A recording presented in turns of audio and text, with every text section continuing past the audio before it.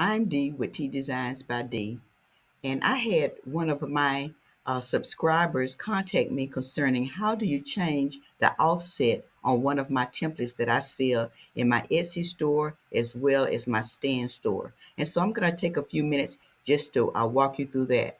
So in order to change the offset around a different element or item, you'll select that item and you'll see on the top bar menu bar up here, the effects is highlighted. Once you select effects, then the effects bar on the left side of your screen appears. You can see where outline is highlighted because although it's an offset, in Canva we consider that as an outline. You have two different features that you can do with the outline or offset. You can control the thickness, and as I uh, move the slider up and down, you'll see that it goes from thick, more thick or less thick. And also you can change the color. And so this is how you change the color of the offset.